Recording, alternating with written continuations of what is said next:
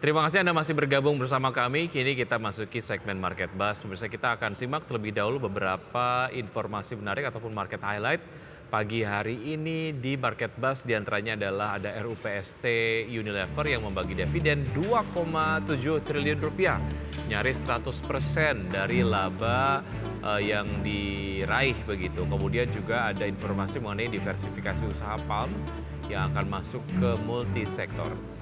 Sementara itu ada agenda ekonomi yang menarik untuk kita cermati dari China, pemirsa, libur festival Perahu Naga. Kemudian dari Jepang ada IHK Jepang. Di Singapura ada data mengenai IHK Singapura. Sementara itu dari Amerika Serikat ada posisi cadangan di Bank Sentral Amerika Serikat. Agenda emiten di hari ini diantaranya adalah ICBP, INDF, dan juga LRNA akan menggelar RUPS. Sementara itu untuk Antam, PTBA, dan juga TINS akan menggelar KUM dividen tunai, begitu juga dengan SMRA. Sementara itu untuk BRIS akan melakukan pembayaran dividen tunai dan Silo juga akan melakukan pembayaran dividen tunai. Dan kita akan menuju ke pembukaan Bursa Asia di pagi hari ini. Seperti Anda dapat saksikan di layar televisi, bursa-bursa utama di Asia nampaknya kompak dibuka melemah. Nikkei dibuka melemah 0,23% di level 33.186,76. STI Singapura di level 3.216,46. Sementara itu untuk Kospi Korea dibuka melemah juga 0,52% di level 2.580,09. Sementara untuk Hang Seng tutup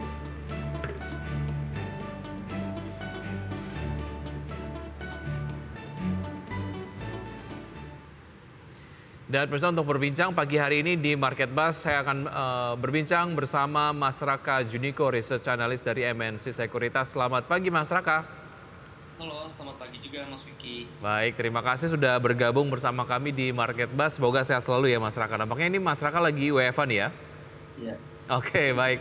Mas Raka, bicara mengenai data akumulatif dari IHSG selama semester 1 tahun 2023, ini sudah mencatatkan penurunan 4% dan asing sudah keluar senilai 2,13 triliun rupiah. Dan pekan depan kita kemudian akan libur dan masuk ke semester baru begitu ya.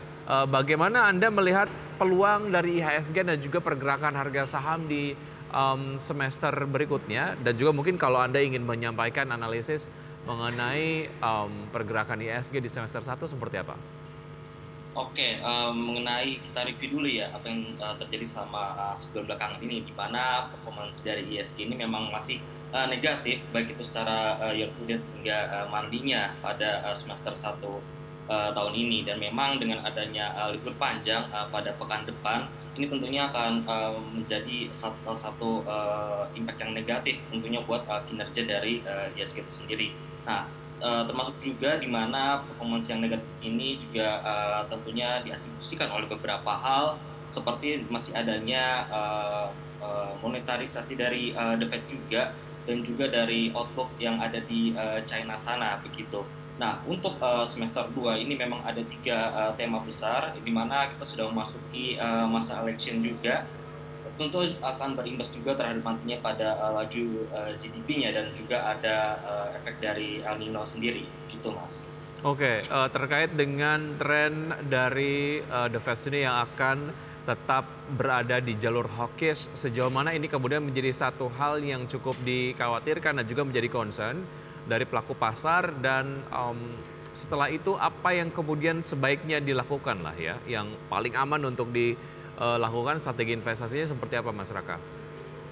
Oke, kita memang kemarin awalnya cukup happy ya ketika ekspektasi inflasi di US sana ini sudah melambat, dan juga The Fed pada bulan ini dia menahan kenaikan interest rate-nya. Namun di situ The Fed ini memberikan guidance ke depannya bahwa mereka akan menaikkan suku bunga setidaknya 50 bips lagi hingga nanti in average-nya sekitar 6,6%. Tentunya hal ini direspon negatif oleh pasar, sehingga pasar pun kalau kita lihat selama beberapa pekan seminggu ini ISG selalu mencatatkan net sell-nya begitu. Ditambah juga memang dari China sendiri yang dimana ini tengah memberikan stimulus ya terhadap suku bunga pinjamannya dalam tenor 1 tahun hingga 5 tahun. Nah, mungkin untuk strategi investasi mungkin masih akan cenderung untuk wait and see dan melihat perkembangan ataupun fundamental memang beberapa emiten yang dirasa masih cukup menarik ke depannya gitu, Mas. Oke, artinya analisis ini berlaku untuk seluruh sektor secara keseluruhan begitu ya? Wait and see terlebih dahulu. Wait and see terlebih Oke, dahulu. baik, wait and see kira-kira sampai kapan nih, Mas Raka? Apa sentimen-sentimen yang nampaknya walaupun kemudian secara global itu yang terjadi sebagai payung besarnya, tapi sentimen apa yang nampaknya ini cukup menarik untuk bisa diperhatikan oleh investor dan juga mungkin bisa masuk atau at least bisa melakukan strategi perdagangan untuk jangka pendek gitu? Oke, mungkin untuk secara short term terlebih dahulu memang kita melihat di akhir semester ini, di mana bulan Juni nanti mungkin akan ada rilis dari banking ya, di mana saya masih positif terhadap emiten-emiten banking tentunya dalam melaporkan earnings-nya mereka, ditambah juga dari outlook secara domestik di mana kita masih positif untuk tahun ini penyaluran kredit itu bisa masih tetap double digit. Dan lalu juga kita lihat emiten-emiten consumer ya, di mana nanti menjelang election, di mana hal ini memang diharapkan menjadi cushion tentunya, meskipun GDP menjelang election ini akan cenderung melambat karena semuanya pihak ataupun pasar pasti akan tentu wait and see menunggu kepemimpinan berikutnya. Namun tentu akan ada positive impact tentunya untuk consumption yang ada di masyarakat menjelang election ini. Lalu juga untuk dampak dari El Nino, di mana memang El Nino ini akan turut membuat harga pangan ya ataupun hortikultura ini akan cenderung meningkat karena memang iklimnya yang tidak mendukung. Namun memang impact-nya ini akan minimal kami melihatnya karena yang pertama kenaikan dari harga-harga pangan ini tentu akan lebih lagging ya dibandingkan dengan terjadinya El Nino sendiri. Karena kalau kita lihat BMKG ini sudah memprediksi bahwa Juli hingga mungkin nanti Agustus ini akan peak juga, sehingga nantinya mungkin impact-nya akan terasa di tahun depan dan tentunya akan berimbas pada emiten-emiten consumer. Namun memang akan ada beberapa cushion ya tentunya dari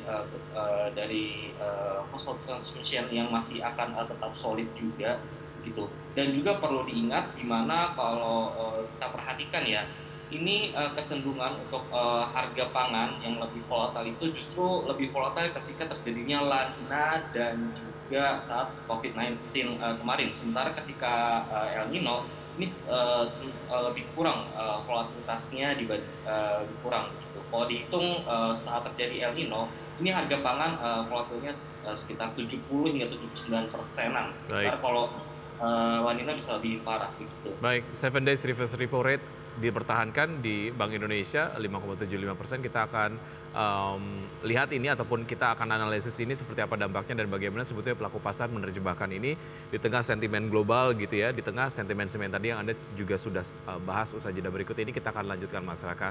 Dan bersama kami akan segera kembali.